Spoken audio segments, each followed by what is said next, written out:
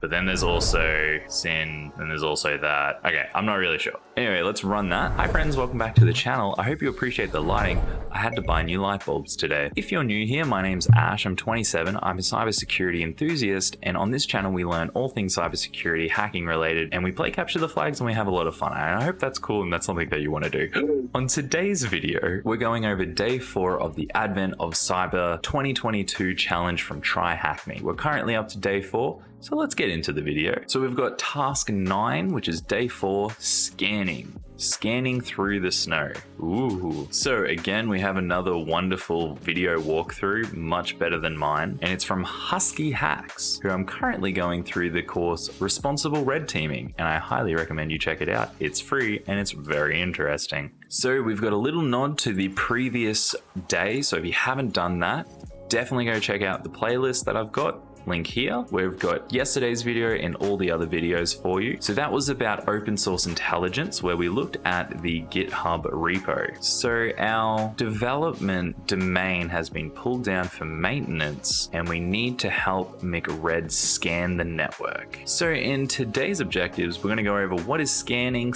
types, scanning techniques, and scanning tools. So first of all, what is scanning? So a set of procedures identifying live hosts, ports, service, and discovering the operating system, the target system, identifying vulnerabilities, threats in the network, looking around, poking around, seeing what's available to be exploited, basically. So scanning type, there are 2 classifications of scanning, which are either active or passive. So let's start off with scanning type number 1, passive scanning. So this involves scanning a network without directly interacting with the target device. So this is usually done through something called a packet capture or analysis tool like Wireshark. So we could perhaps get Wireshark that listens to a bunch of traffic. We could save that off as a PCAP file, and then we could go through that and siphon through, scan through what's going on without actually looking on the live network. Or the second scanning type, which is called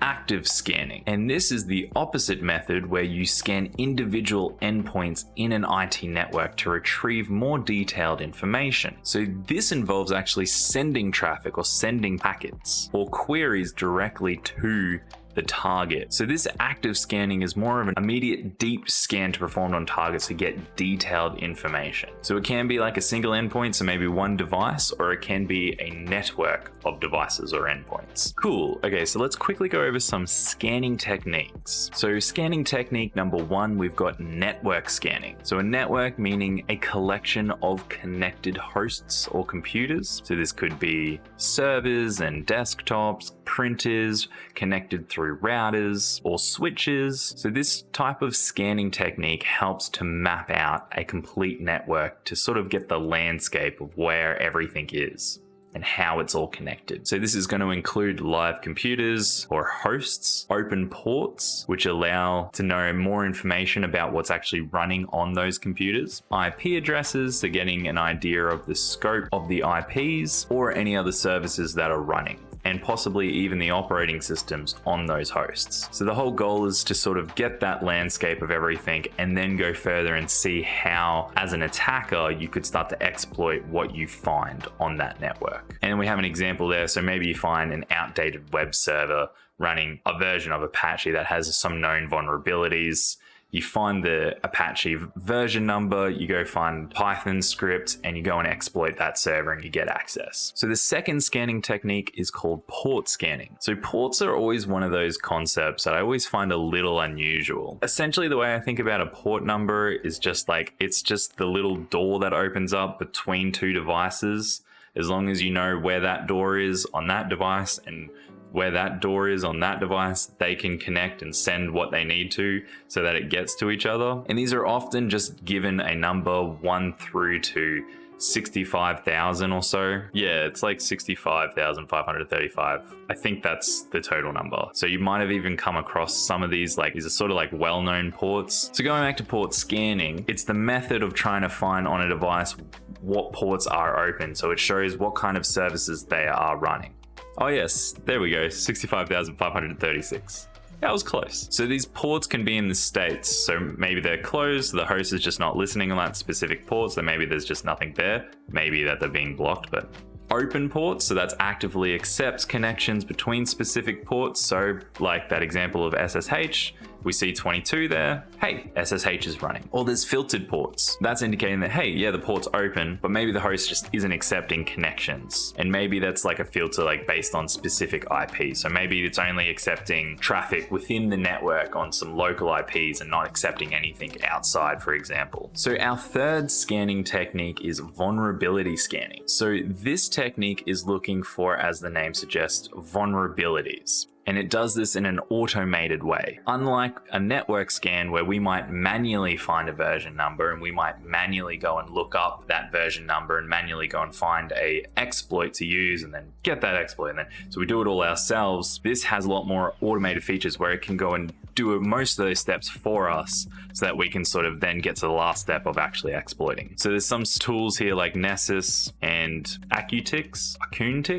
Cool. So this brings us on to scanning tools. So you may be aware of this one, Network Mapper, or Nmap for short. So you can get this in a graphical user interface version, but it's often used as a command line tool on Linux. So what we're going to go ahead and do is start up our machine, and we're going to follow the prompts, and we'll get into using our scanning tool. Scroll back up, we'll go start machine. Great, so get your virtual machine loaded up. You can use the attack box in the browser, or you can use your own local virtual machine. Make sure you've got the IP address of the box that we're actually going to be looking at. Then just make sure we run OpenVPN so we can connect to the TryHackMe VPN so we can get access to it. Just make sure you've got your OpenVPN configuration file from TryHackMe. Run that, connects, and we'll see sequence complete. And we'll just quickly test by pinging 10, 10, 10, 10, and just try and ping our box. So it looks like ping packets are not enabled, so I can't see it,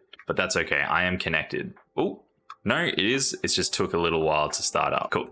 Okay, let's go over our scanning tool and let's find some different techniques or types of scans that we can do. So we've got TCP SYN scan. So we can use nmap dash lowercase s, uppercase s against our virtual machine there, and we can paste that in. Now we're talking about the TCP three-way handshake. So this is how, when we connect over the TCP protocol, there's 3 steps involved. And this stealth scan, I think it stops the last step in the handshake. I think so. So this is the handshake. We're essentially going, hey, can we synchronize with you? And then it sends back, hey, I can synchronize and I acknowledge you. And I think the stealth scan sort of doesn't send this acknowledge back.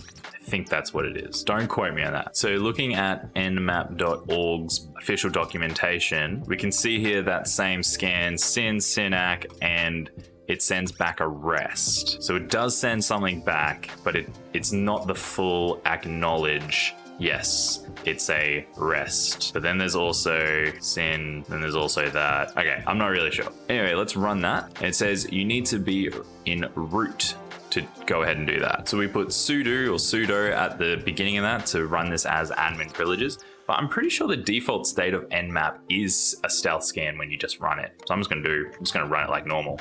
So yeah, fun fact, if you're running it in as root, you don't actually need to specify, hey, run it as a stealth scan. It'll do it automatically. And we can confirm that because we get the same results, or at least similar results. This is returned a MAC address in the example. So now I'm questioning everything. And I'm gonna try it and see if I'm actually right. Okay, it gave back the same results. So not sure where this MAC address is coming in from. I don't know if they've just put that there artificially. I think they might have, yeah, because they've like blanked out some stuff. So I think this is just to hide some answers. Anyway, next we have a ping scan. Allows scanning the live hosts in the network without going deeper and checking for ports and services. So we can do that with a -SN. So let's go ahead and quickly try that one. SN for a port scan, and this just says the host is up. Cool. So essentially, like, it's the same as like pinging it and getting a response. We also have an operating system scan, so allowing the scan to find the type of operating system. So nmap-o against our IP. We have no targets were specified, so 0 hosts scanned. Ooh. Needs to be a capital O, and also needs to be run as admin. And sometimes scans can take a little while, so sometimes you just got to be patient. Okay, so we got our results. It did take, 30 seconds or so, but unlike the first scan, which was like pretty instant. So it doesn't say exactly what the operating system is, but we do see something with Microsoft-DS, which is SMB or file sharing.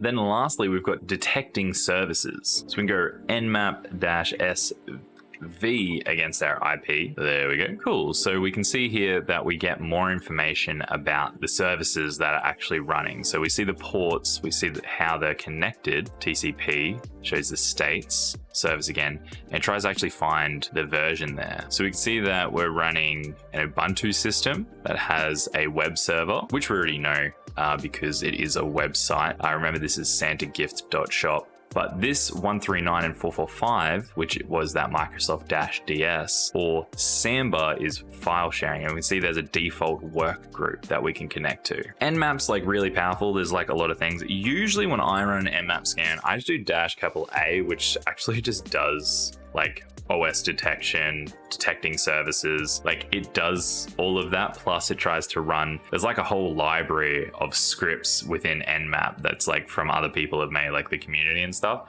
and this A is like all or aggressive, so it'll just try and find as much as it can, so it's sort of like really powerful. It takes a little longer, but really cool. So the next scanning tool we've got is Nikto, an open source software that allows scanning websites for vulnerabilities. So it allows looking for subdomains, outdated services, debug messages, and more. So we can look at it by going Nikto, and we can go -host, and we can paste in our IP address. Make sure we use :80 to specify that we're actually wanting to look over port 80, which is the web server. So this is, remember, for website vulnerabilities. So we actually want to search the website, not just the host. All right, my scan's taking ages. So I'm just gonna like cancel it because I can see here it's basically got everything. It's actually got like an extra point compared to our example. I'm sure it's gonna finish and it's fine, but theirs took 10 seconds and mine's been like a few minutes. Yeah.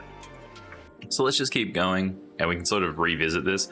Usually we should output all of these scans to other files so we can just quickly cat those files and look through them. So bit of bad practice on my part, but we're just learning. It's okay. Don't have to do everything perfect. So now after running Nmap and that Nikto tool, we found some open ports, we found some vulnerabilities.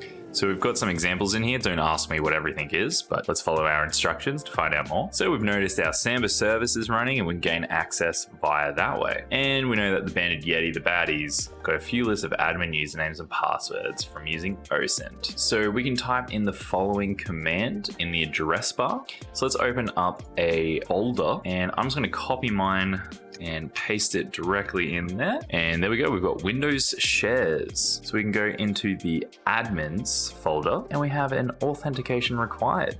Let's go registered and let's use this guest and leave our password blank.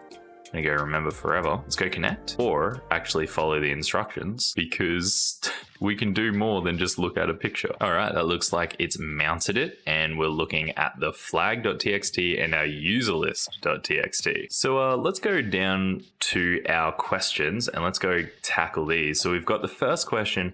What is the name of the HTTP server running on the remote host? So we had an Apache server. And then next, what is the name of the service running on port 22 on the QA server? Port 22, like we were saying in our example, is SSH, but we did know that not just because it's a commonly known port, but it was in the scan. So what's the flag you can find after successfully accessing the Samba service? So we've got that here now that we've connected to it. So if we open that up, we've got our flag, we can paste right in. And it says, what is the password for the username Santar?